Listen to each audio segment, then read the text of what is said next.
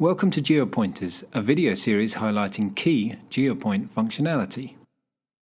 Welcome to another Geopointer video, and today we're going to look at the technology known as thematic mapping within Geopointe, which is a functionality that enables you to aggregate large sums of data across the map and visualize it in a more consumable form. So here we have a data set at the moment. If I come to my layer manager, you can understand what that is. So it's an accounts data set. We are looking at customers in this instance, and we're actually color coding by the contract value field upon the record. And you can see from the legend it breaks that down into certain ranges. Now this gives us certain insight. It definitely gives us, geographic location of each one of these accounts, and at a glance we can see vaguely what ranges each one of those records appear in. But what we would like to understand is per the shapes within Geopointe, and in this instance I'm going to run it by state, how well each one of those states is performing from a contract value perspective. The way in which we create thematic maps is essentially we come to the plus symbol and we can build a thematic map out in this way. But I've actually built one already, and it's actually contract value by US state. If I go to edit this, you can see how this is built. It's really simple. It's not an onerous task in any way.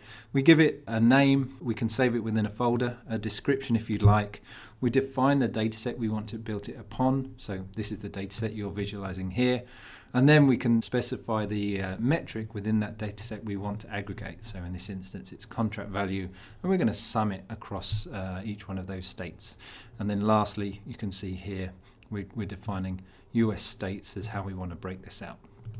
I'm going to run it now just by clicking on it. And then you can see in the background, underneath the pins, the thematic map shows. Now I will hide the pins for now, just so we can see this in a little bit more clarity. And you can see it's aggregated each one of those pins you previously saw, and it's aggregated the contract value field and then given us a visual representation for each one of those states based upon the different shading. And I can click on each one of these states and then get the aggregate information across that state. So here we have 74 accounts and a certain sum of contract value. In Colorado, slightly different picture. Now we can go that little bit further as well, so this is obviously good information, but we can actually correlate that information with different data sets as well. So very simple to layer different data on top, see those correlations, provide insight and potentially make decisions. So some of the data I have on the map now is, I've got all my hot leads showing, and then we can see the relationship with how that contract value spans out. Also the opportunities that are open and in the last stage of negotiation and proposal and quote as well. And we're using heat mapping in this instance on the amount to see where those largest opportunities that might be closing in the next quarter, let's say, are happening.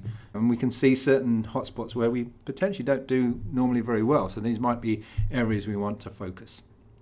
So really short video there, just to give you the understanding of the strength of thematic maps and how you might use them in your day-to-day.